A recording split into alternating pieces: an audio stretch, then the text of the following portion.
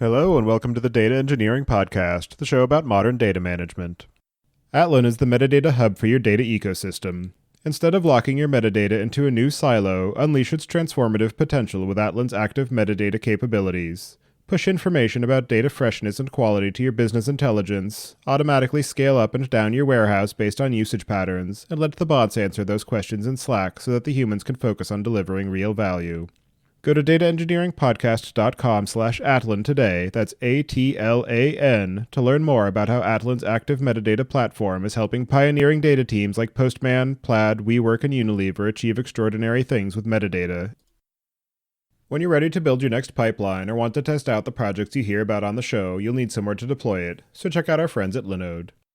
With their new managed database service, you can launch a production-ready MySQL, Postgres, or MongoDB cluster in minutes, with automated backups, 40 gigabit connections from your application hosts, and high-throughput SSDs. Go to dataengineeringpodcast.com/Linode today and get a $100 credit to launch a database, create a Kubernetes cluster, or take advantage of all of their other services. And don't forget to thank them for their continued support of this show. Your host is Tobias Macey, and today I'm interviewing Amir Orad about Sisense, a platform focused on providing intelligent analytics everywhere. So, Amir, can you start by introducing yourself? Thanks for having me, Amir Orad, Sisense Chief Exec. And do you remember how you first got started working in data?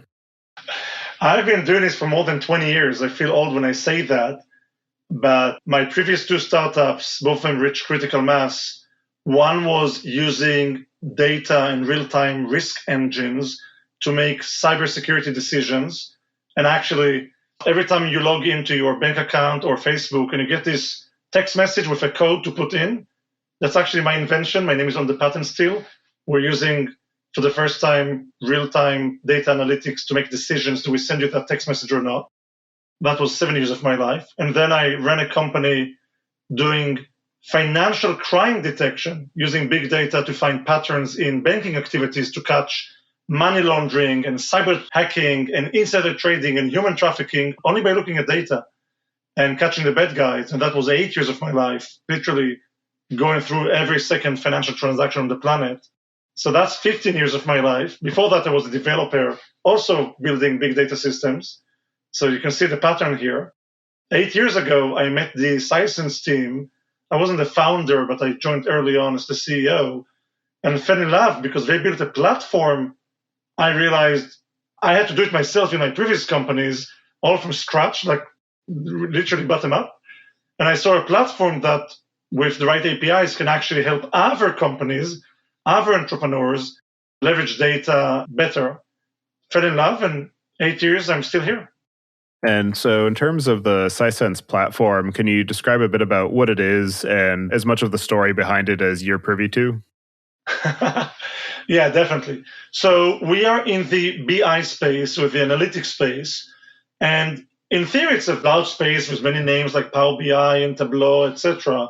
However, we're the only company out there that is doing and focusing only on one thing, embedding analytics via APIs, embedding analytics into other people applications, internal applications, external applications mostly, etc.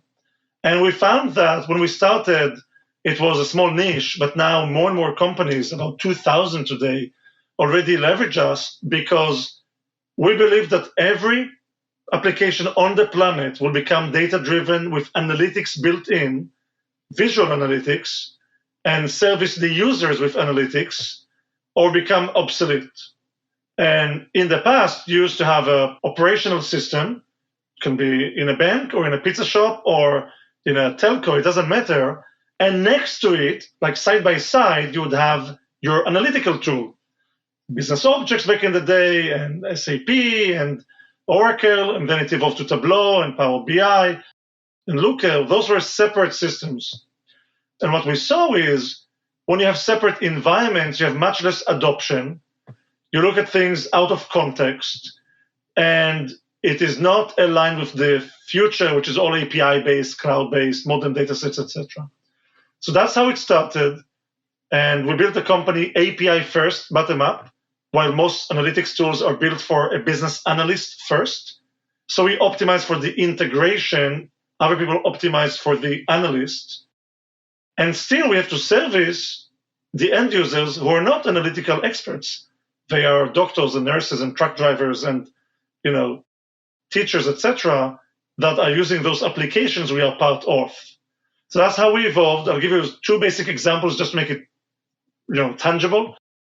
We are part of Nasdaq.com, and when a CFO of a public company wants to analyze who's trading their stock, they go to Nasdaq.com/insights, and that entire insights experience is running on Sisense. So we bring the data from the Nasdaq datasets, massage it, run the analytical queries, put visualizations on top, all API integrated into the Nasdaq.com application, and a CFO can consume that as part of their Nasdaq relationship and not as a separate tool. They don't have to download the data to a CSV file, take it elsewhere, and use it. That's just a small example, and maybe a totally different example, but one I love because it saves lives. For anyone who's been in San Francisco lately, if you go on the Golden Gate Bridge, literally as you get on the bridge, there's a big sign that says, if you have suicidal thoughts, call this number, 1-800 text line. And they take your call and help you literally get off the ledge, I guess, and not have those bad thoughts. When they are on the phone with you, behind the scenes, there's a machine learning system using Sisense to recommend to the agent what's the best thing to say, given time of day, weather, demographics, historical behavior, etc. It's part of the experience. It's not a separate tool that after the fact one day will give you a report. It's contextual to that experience. So two very different examples, both embedded to an application that service the users of that application, in this case, external applications, but hopefully gives you a feeling to what we do. So in terms of the, I guess, use cases and audience types that you're focused on, I'm wondering if there are any kind of broad categorizations or generalizations that you can make, or if it's just a matter of you kind of build the platform and everybody who comes to it for their own reasons. It's an excellent question. We do see some verticals more than others, mainly the data-rich verticals in healthcare, financial services, tech companies, obviously logistics and supply chain companies, but we also have the United Nations and the Red Cross as customers, so it's really wide. But there's something common to each and every example, and that is the entity we work with sits on very interesting data sets in one location or many, and the data team or the product team or the engineering team wants to leverage that data and create insights inside their end user facing application. And that's always a pattern. So we work with the data team, data engineers, data scientists, etc., product people, which are the technical people and the product people that build the application, and then the business people that want to service their audience, internal or external. That pattern is identical if you're a supply chain company, if you are Nasdaq, or if you are Philips Medical Devices, another example. It's the exact same set of people we work with and the exact same outcome we want to achieve. You mentioned that the, I guess, broad category that people put you into is that of business intelligence, and that's a category that has been seeing a lot of, I don't know if identity crisis is the right term, but it's been seeing a lot of kind of change and evolution from what people traditionally think of as business intelligence that, as it existed in the 90s and early 2000s. And I'm wondering what you see as the current working definition of what business intelligence is or should be, and some of the market shifts in motivating factors for the evolution from where that term originated to where we are today. Back in the day when I was younger, there used to be internet companies. Maybe you recall the day where internet companies and non-internet companies. And that's not the case anymore. There's internet companies and dead companies. Everyone are internet companies. Everyone leverage the internet.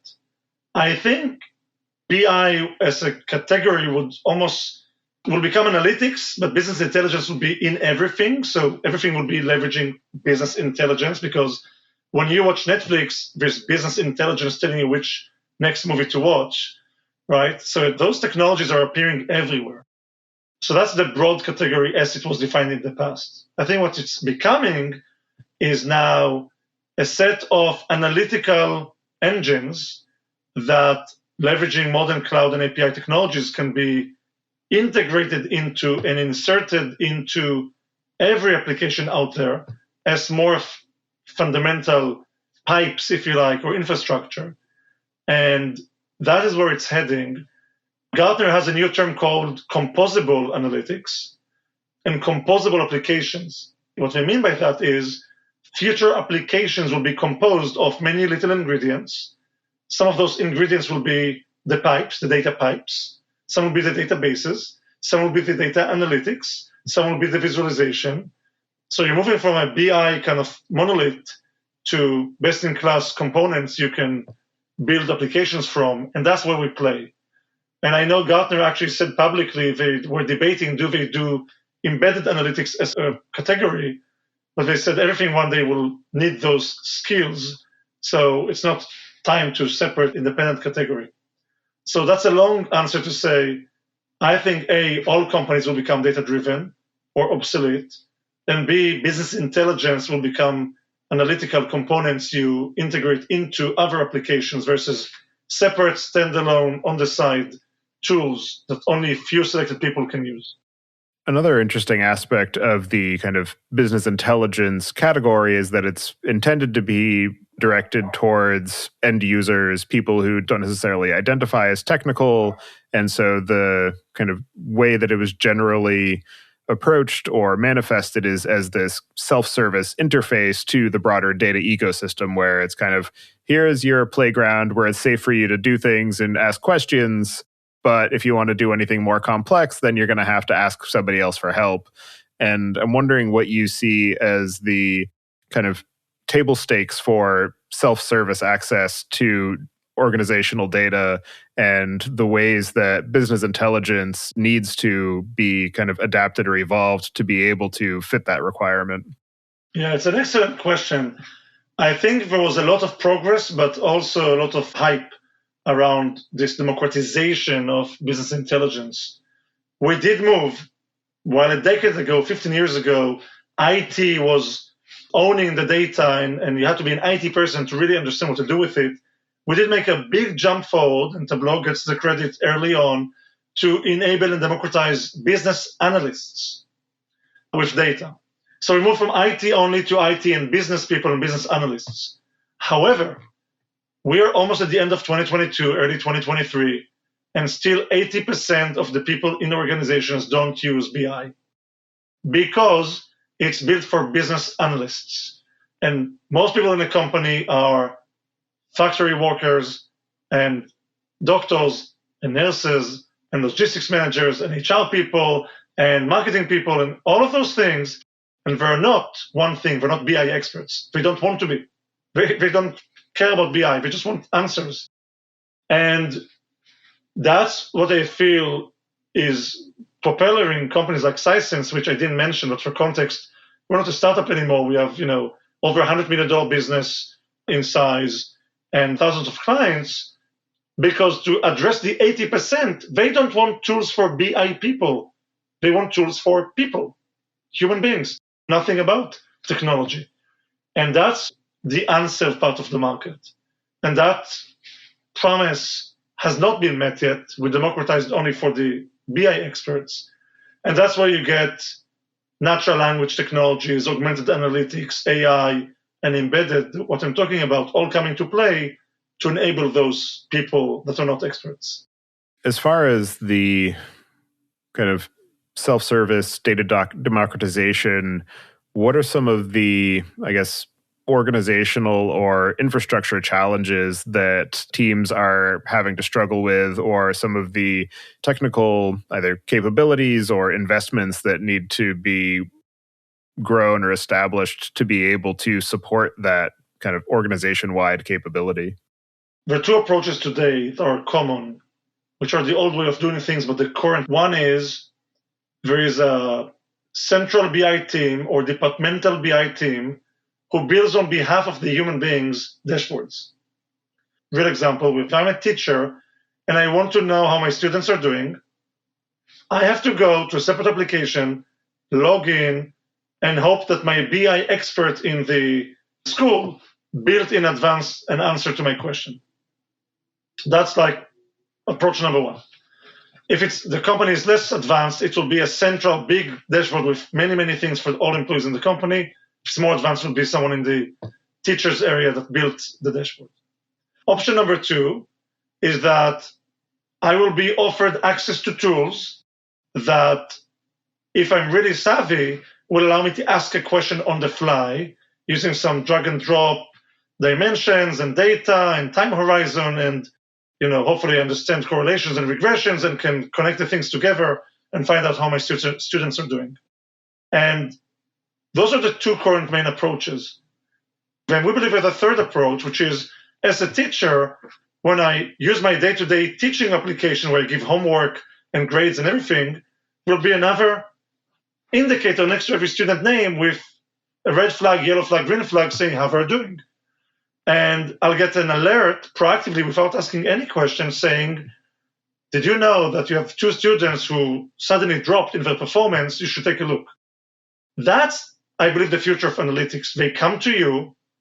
They are in the tools you already use. They're not some separate thing. And they are natural to the context you're in. And I believe that's the next level as an industry you should push towards, because I'm more likely to use it as a teacher.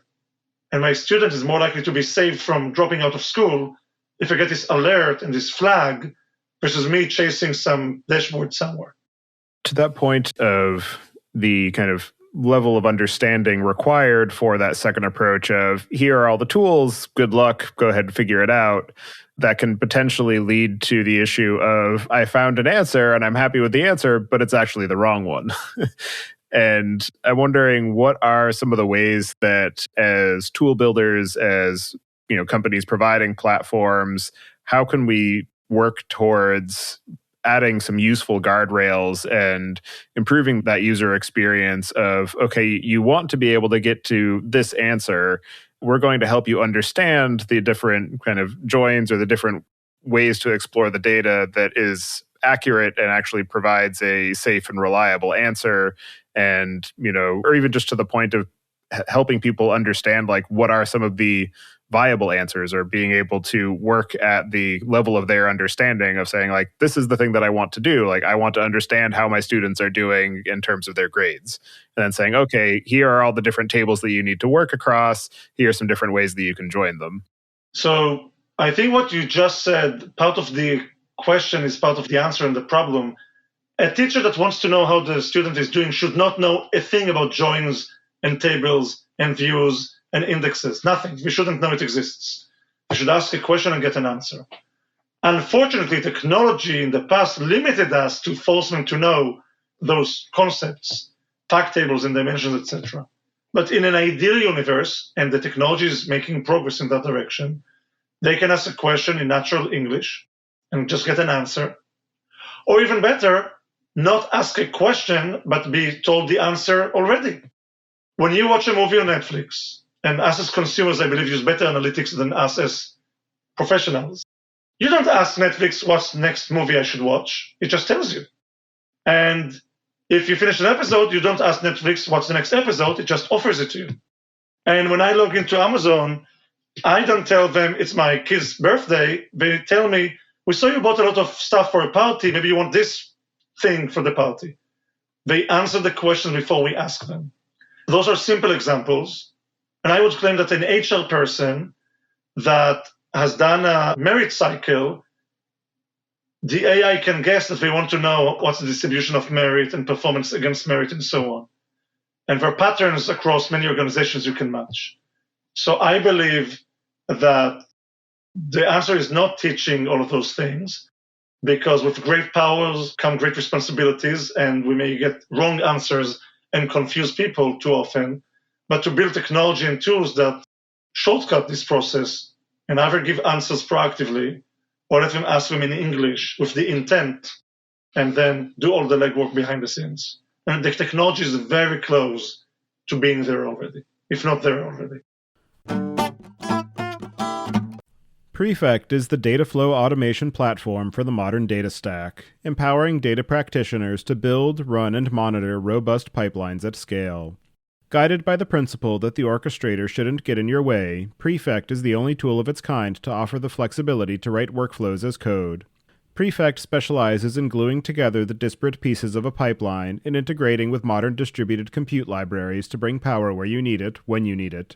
Trusted by thousands of organizations and supported by over 20,000 community members, Prefect powers over 100 million business-critical tasks a month. For more information on Prefect, go to dataengineeringpodcast.com/prefect today. That's PREFECT. In terms of the end user experience, what do you see as the role of the, current batch of low code and no code tools as a way to be able to make that interface more accessible and comprehensible to somebody who doesn't have an extensive background in analytics? That's an excellent point. And that's really the bridge between the two realities we discussed, right? So one reality, the teacher just wants an answer if they know nothing about joins. The other reality, a BI expert is building that query and dashboard for them. Low-code applications are creating a bridge between the two. And they are a necessary evil between current reality and future technology that I think will really progress and advance the market. Not just in analytics, in general in application development. There's not enough developers to build all the applications you want. So I expect to see more and more low-code applications include basic analytical capabilities built in, simplified using the same low-code concepts you use for other use cases. I can tell you we built in Sisense, for example, we asked ourselves, how can you join tables by a low-code person? And we literally drag and drop two tables, connect them together, and the computer guesses left join, right join, and the many-to-many complexities that come with it as a way to bridge this reality from an expert to someone who knows nothing. So I expect it to be a bridge. I think it's a good development in the industry. I think it can help democratize access to insights more. And like always, I think it will one day not be needed because the AI will just build you the application of the dashboard completely, and you can skip that phase a few more years before we get there. In terms of the Sisense platform itself, what are some of the unique capabilities or unique usage patterns that you target as far as this space of business intelligence, ubiquitous analytics, and being able to make those analytical capabilities more accessible to people who don't want to dedicate their time learning about, what's the difference between a left, right, or inner join? So the two extreme areas we have invested in over a decade of innovation and research. Number one is developers and making it API first. So we have endless technology that is all built above APIs, that allows to integrate and embed Sisense into other people applications and products. From GitLab integrated it to their environment, all the way to the ability to integrate Sisense inside Excel and PowerPoint, believe it or not, the outputs of Sisense. So that's developer tools from multi-tenant technology to CD capabilities, from data APIs to security APIs, from query optimizations, what have you. Because if you want to integrate analytics into someone's application, that's a very complex area to do well. We found other tools in the market are doing that as a hobby, as a sideshow. It's not the main thing. And on the flip side, making it extremely easy to use. Because in a weird way, our users are less end users, not the BI admin or developer, but the end users are less of an expert, being an expert in BI than typical users, because they're the doctors and nurses and truck drivers and marketing people and salespeople, etc. So we built technology that actually allows to look at two tables without having to understand joins, and natural language query, where you ask a question in English, and generation, when you look at a data set or a pie chart and it tells you in English what it means.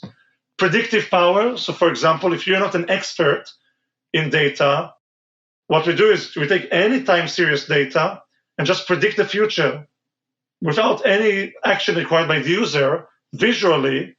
And what we do behind the scenes, we literally have numerous, over a dozen machine learning algorithms we try on the data, A/B test it, find the highest likelihood of success based on the future data, and pick that one and recommend it. So extreme ease of use on one end, using AI, predictive power, etc., and extreme API focus on the other end, which are two very different disciplines. And do all of that native in the cloud, leveraging, it can run on my cloud, your cloud, on GCP, on Azure, on Snowflake, on Redshift, on BigQuery, but also on CSV files, Hadoop, and Oracle servers. So that breadth of integration points is really important because in real life, people want to believe they have one data warehouse that does everything, but usually the data is spread among different locations and different people, unfortunately. And as far as the implementation of the Sisense platform, what are some of the design and architectural aspects that you've leaned on to be able to power these use cases and be able to support this kind of ubiquitous integration across different downstream use cases, and as well as working with some of the upstream data sources? So first you mentioned integration and architecture. It's really thinking in advance about the integration points and the architecture. Most analytical tools either run on a high-performance database or require you to ETL and build pipes to do it via a third-party tool. And we found that to accelerate adoption, we have to support both. So we have our own in-memory engine for data acceleration if it's not sitting on a Snowflake type technology. Or you can build the pipes to Snowflake if you have one, it will sit on top and run queries on top. When I say Snowflake, I mean all of that layer of technologies. That's number one. We integrate to your CI/CD tools, your Git repository. We allow you to run Python models on Sisense to take your machine learning models or statistical models and advanced analytics and put them on Sisense. So integration is key. I don't believe I can have the best set of tools. I can integrate to the tools you use. And then architecture is to ensure this is all native cloud, Kubernetes, microservices, API first, modern technology. So it has the agility and flexibility you need. So that's on that front. Instead of data, we are not replacing the need for data pipelines, but we can take the data from any part in that pipeline, depends how mature it is. As I mentioned, if you're fully mature, we'll take it from your Redshift or Snowflake or BigQuery. If you're not, we can take it from the source data, help you with data prep and acceleration of the data, and then get it into the engine. So that flexibility is really designed to drive agility, because we found that if I'm part of someone's application, their application changes days and nights. And I need to be very agile to allow them to change with them and not slow down their agility. So those are some examples of concepts we have in the product. As you mentioned, the Sisense business and platform has been around for a number of years now. So obviously there have been a lot of shifts in terms of the underlying technologies or deployment patterns that you've been able to lean on as the surrounding ecosystem has grown and shifted to be very cloud-oriented. I'm wondering, what are some of the most notable evolutions or reimaginings that you've had to go through in terms of the overall goals and design of the platform? It's a really good question. I've said 3 areas that we had to reimagine. And reimagine, I'm the CEO, costs a lot of money also, but that's fine. It's a good investment. Number 1 was around the cloud. People adoption of the cloud in the data and analytics space up until 5 years ago was very low. People were terrified to leverage the cloud, even though other markets already did that. For security, privacy, governance, compliance, all sorts of reasons. And therefore, we've been forced to support a lot of on-premise environments and Windows machines, etc. We have reimagined and re-architected everything about 6 years ago, and built it from the bottom up, leveraging the latest cloud Kubernetes technologies. That was a huge bet, but now we have one of the most modern application stacks or architectures out there as a result. That was number 1. Number 2 is the high-performance databases or data warehouses. Up until Redshift and Snowflake and later BigQuery kind of broke the barrier, most organizations' databases were not analytical in nature. You had a SQL Server and Hadoop, the era of Hadoop and lakes, etc. But the compute was very slow. So we had to build a lot of acceleration capabilities. That has changed also in the last 5-6 years with the Redshift, BigQuery, Snowflake meteoric rise that allows us to leverage those technologies, and we built native integration R&D to R&D with those companies to create the ability to run analytics, send a query to that environment and come back with the answer. That was the second one. And the third one is AI machine learning. What we found, I think we all know that the extreme rise in the capabilities available to people and data scientists and companies out there. And we decided to attack it in a weird way. We built two different sets of tools, one for the data scientists that want to run their own models in Sisense, in Python and R, and we support that with the whole, ID environment, etc. So it's very integrated, and that's typically not done inside analytical tools. On the flip side, we built our own AI out-of-the-box functionality, like the prediction power I told you about, focusing natural language, because the simple end users need to also be serviced. So we use AI in two extremes for the savvy developers, data scientists, etc., and for the end users who know nothing about it and make it transparent. So those are the three areas I would say we had to really rebuild everything bottom up. The one area we did not have to do it is APIs. It was all built from APIs from the beginning. By the way, not because we're geniuses, but because we had to compete in a very mature market. And the only way to do that is to create extensibility in the product for other people to build and integrate to. The APIs today are a massive asset. We have hundreds of APIs in the product that allow you to control everything. You don't have to see any UI. Everything from flow to adding users, from security to audit, from oversight to actual analytics and visualizations and acceleration. That has been and continues to be a core fundamental tenet in how we do things.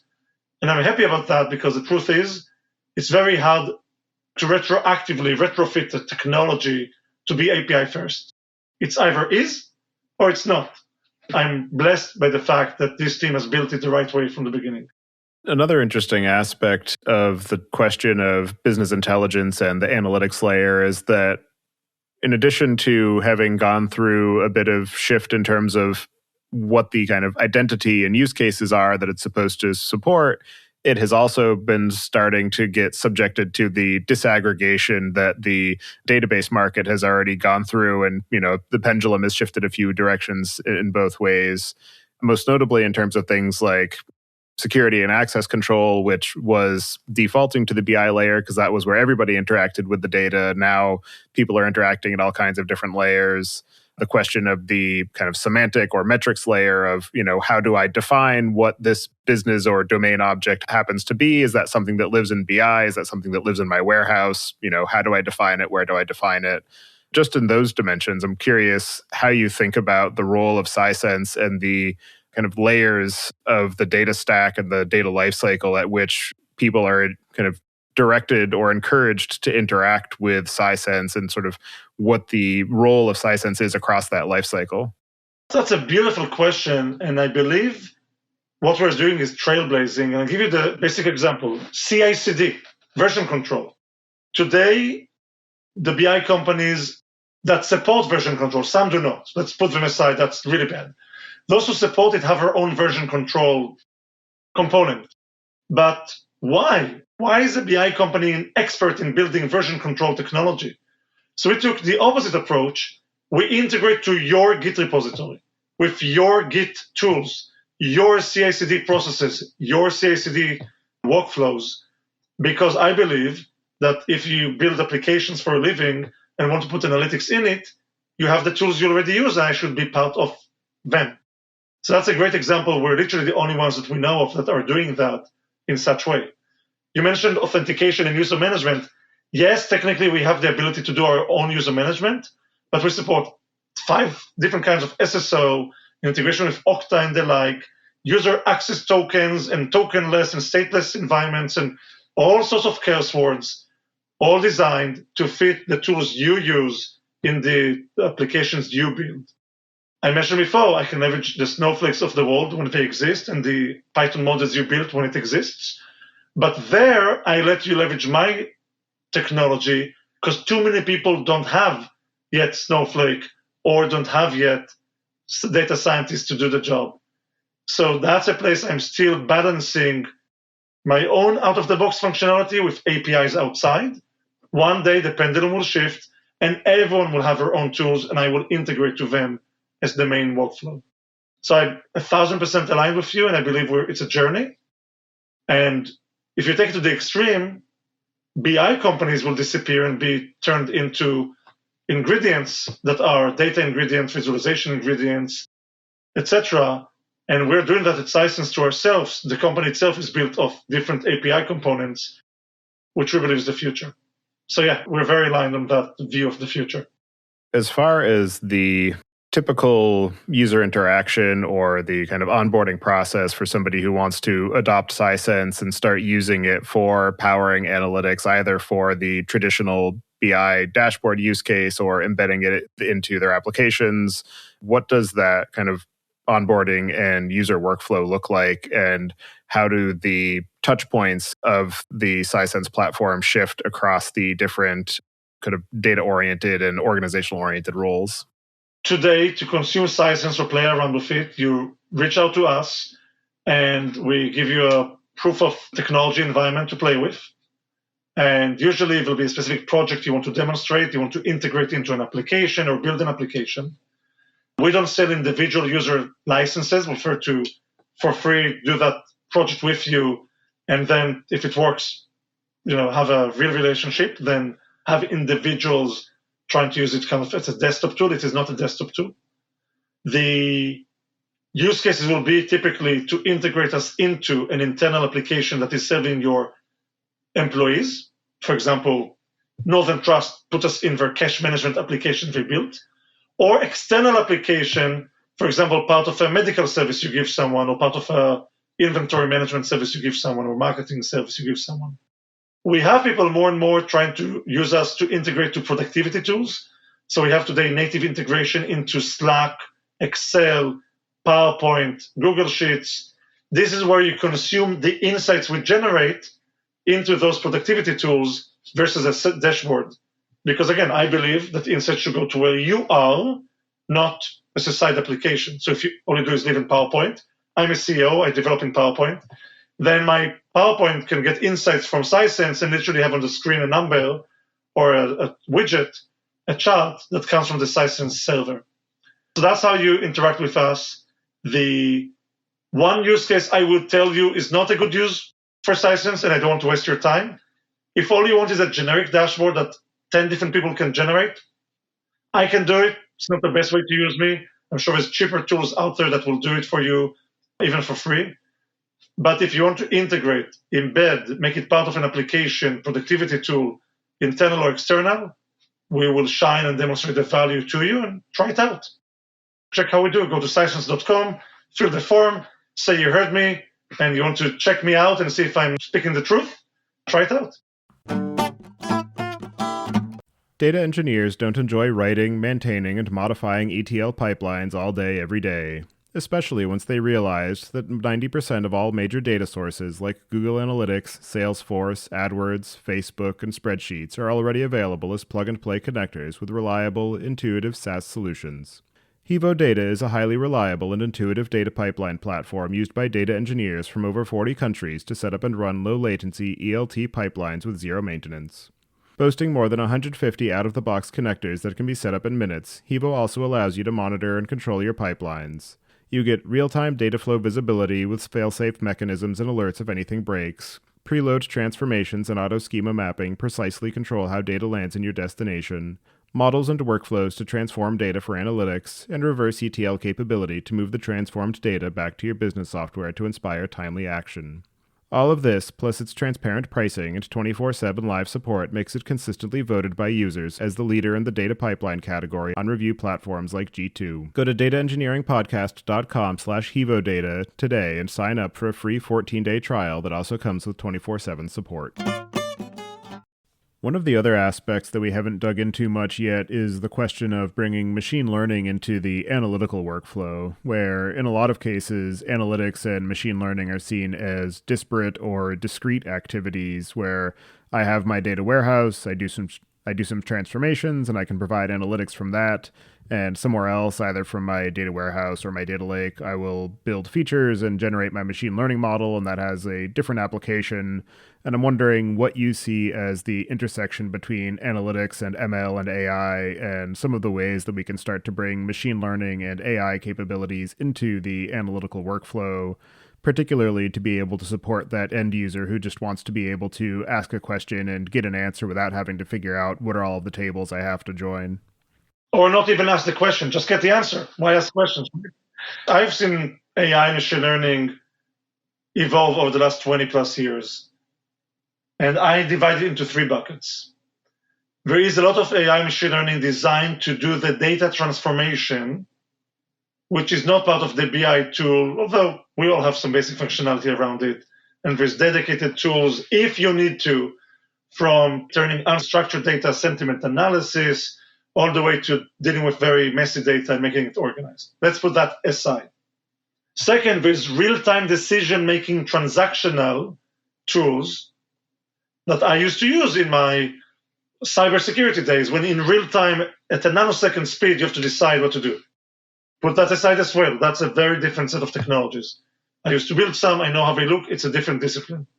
And third, there's machine learning and AI designed to help someone make decisions better, have better answers, sometimes without asking the questions, get deeper insights, sometimes without realizing they need to.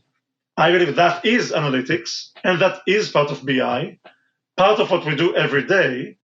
And I would divide that into 2 buckets. Those that come out of the box, and we have in Sisense from predictive power to explanation, to analysis, to linear regression, to focusing, etc. Natural language, AI, NLG, NLP, NLQ, lots of fun stuff. And those that people have experts, data scientists or experts in their domain, for example, in the medical space, to look at an image and say cancer or not cancer. Or we work with a lot of museums and cultural arts institutions. What is the optimal pricing? Should ask for a ticket because it's actually a donation. You can ask for any amount. What is the right amount to ask? And here, data scientists should build the analytics on the side, but in my view, deploy it inside a tool like Sisense, because there's no difference between a machine learning spitting out a recommended price to a forecast or a linear regression. They all sit on the same data, enjoy the same context layer, the same user context, the same visualization. So I view that and the formal type is things that are part of BI and the analytics products, just developed by the companies or by the data scientists in companies. As far as the kind of enablement of allowing your customers to be able to incorporate AI into that analytical workflow, what are some of the utilities that you provide, either to make the generation of those models turnkey and easy to do, where you say, these are the data points I'm trying to optimize, feed that into my downstream AI use, versus I have my own model that I want to develop and train, but I want to run it in process with Sisense to make sure that it's able to work with those data sets that are embedded into this workflow? Great question, and you just answered it in the question already. We have 2 very different approaches, like everything we do. For the very sophisticated developers, data scientists, data engineers, we support third-party languages, Python, SQL. I don't believe in a proprietary language, so we don't have a markup language like some vendors do and so on, because it's an open ecosystem, and I want you to use the tools you already know. Just give me the language to run on Sisense. For the built-in AI to make the human users that are not savvy more capable, it's all transparent. It's like magic. The AI just makes a suggestion. You drag and drop a chart and it shows you a prediction without asking it to show you. You type in English, you get an answer in English. So it's really the same 2 extremes. Very savvy people speak in the language they know, which is, in this case, R, Python, SQL. And the end users, it's magic. They don't need to understand it. We just get answers. And that's the way it should be. I think the middle is not here, not there. In your work of helping to shepherd the Sisense product and working with your customers and end users, what are some of the most interesting or innovative or unexpected ways you've seen the Sisense platform used? I'm amazed every time at unexpected ways to use it. I have seen during COVID a certain government use our technology to decide which ventilator to send to which zip code because we didn't have enough equipment in the country and they had to optimize for endless parameters. I have seen the use case in health where it saves lives again and again. We have a state of Indiana, I believe it was, used Sisense to build an application for donations and increased by 300% the amount of donations people do, not for money, for body parts after a loved one dies and they give away their, body parts to save other lives. 300% increase in donations of human body parts to save lives, purely thanks to analytics. I have seen Philips using Sisense to save unneeded anesthesia when a child goes through a CT or an MRI scan. Apparently, they put anesthesia to them so they don't move around because it breaks the scan in this big machine. And they used analytics to find which kids need it, which kids will behave, and that way save unnecessary anesthesia.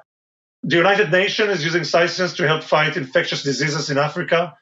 I've seen so many use cases save lives and help humanity that I'm actually, I'm proud to do good in the world and to help people. And yes, we have the usual sales, marketing, revenue generation, inventory management use cases, but it's the others, helping the teachers and the doctors and, the world environment and fighting COVID and so on, that excites me. It makes me sleep well at night and proud of what we do. And in your experience of leading this company and working with your customers, what are some of the most interesting or unexpected or challenging lessons that you've learned in the process? We are getting to a point in technology, which is quite scary, that technology is not a bottleneck. It's imagination and culture. That was not the case up until a few years ago. I believe art is about to be there. Soon art will not be about the ability to draw, but the ability to imagine what you want to draw, then the AI will draw it for you. So that's a fundamental shift that is happening in front of us, and it's not obvious. So that's one. Number two, I find that organizations are sitting on a goldmine of data that they can monetize and turn into value if only they wanted to. People don't realize they sit on a goldmine. Imagine me telling you right now that under your chair there's a big packet of gold and you're ignoring it. That's how much data is out there waiting to be leveraged to do good to people, businesses and customers and employees and health and everything. That's kind of a unappreciated asset that is all around us. So that's the second one. And the third one is maybe the cloud, from being something everyone tell me I'm crazy to offer them to asking me, why don't we run it on your cloud? That's a watershed moment that happened a few years ago. And the industry at last is there. And that changes many, many things because you can do things faster and cheaper on the cloud. So those are some examples. I've been surprised to see the change. You touched on this a little bit earlier, but what are some of the cases where Sisense is the wrong choice? So the two areas I would not use Sisense. One is if you just want to build data pipelines. I believe every analytics company claiming to be a data pipeline company is already a problem to begin with. Use dedicated tools to build the pipelines you need, and then put the analytics on top. I have the ability to do data prep, but if you need a dedicated product, go and get one. Number two is generic internal dashboards that are a dime a dozen and everyone can do. There's many ways to do it. If you need to embed analytics in externally facing applications or internally facing applications to your employees in a large enterprise, what have you, or to embed analytics in productivity tools like Slack or PowerPoint, again, whatever it is, that's a significant place we can add value. APIs, developers, people that want to leverage AI for mere mortals and human beings, not for BI experts, that's where we add value. And that's where we add value these days. As you continue to build and grow the platform and company, what are some of the capabilities that you're looking toward for the near to medium term, or any projects that you're excited to dig into? Something we just announced is the next generation multi-tenant capabilities. What we found is that most companies allow you to control entities using the analytics. Maybe you can control permissions, maybe the color. we built the ability to granularly manage every feature, every function, every model, every permission, every look and feel by tenant in your organization. It can be a department, an employee, or a customer. That was a really complex engineering project that is now out there and is already valuable to customers. One we are working on is the next generation of APIs that allow you to come as a developer and get value overnight without even spending a day to get the first value. We're very excited around that. And a lot of AI, both AI for mere mortals that don't know analytics and data, and AI for the data experts who know a lot of analytics and data and can use those tools to be innovative. So those are things that excite me. Are there any other aspects of the work you're doing at Sisense or the overall space of business intelligence and embedded and ubiquitous analytics that we didn't discuss yet that you'd like to cover before we close out the show? Maybe the one thing is that I see more and more organizations, and it's relevant for this economy, monetizing their data into revenue streams, which is quite interesting. So there's using data to operate your business. There's using data to make your offering to your customers more rich and appealing. And then there's using data to open a new revenue stream by selling data products and data services. And in this economy, when people can find out they can provide added value and make money by leveraging the data sets they sit on, that's quite appealing to them. And everyone wins. Their customers get more value, their company gets more value, and their data experts get to become more important because data was always a cost center in organizations, and it's becoming a revenue center in some organizations, which is quite interesting. Well, for anybody who wants to get in touch with you and follow along with the work that you and your team are doing, I'll have you add your preferred contact information to the show notes. And as the final question, I'd like to get your perspective on what you see as being the biggest gap in the tooling or technology that's available for data management today. Perfect. So first, if anyone wants to reach out, go to sisense.com, Sisense, or if you want to reach out with me directly, LinkedIn, Amir, Amir, last name Orad, Orad. I'm happy to take your note. And then in terms of the biggest gaps in the industry, I believe that still today, 80% of the humans are not enjoying the power of modern data and modern analytics and modern AI. That's a gap. That's a mistake that we should all think about kind of in our daily occupation. And second, I believe that in organizations, the power of AI and machine learning is still not understood widely enough by the executives to be leveraged to make the impact it can make. And that's education, knowledge, DNA, culture, imagination gap more than technology gap. It is not a technology gap. Well, thank you very much for taking the time today to join me and share the work that you and your team are doing at Sisense and some of the ways that you're working toward making analytics more accessible and available and understandable for people both in and outside of organizations. And I hope you enjoy the rest of your day. Thanks for having me. I enjoyed it.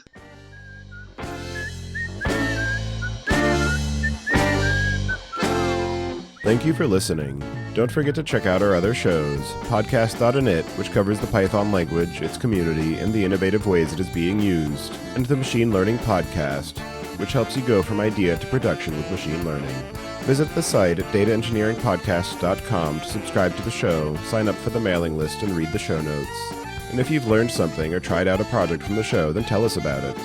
Email hosts at dataengineeringpodcast.com with your story. And to help other people find the show, please leave a review on Apple Podcasts and tell your friends and coworkers.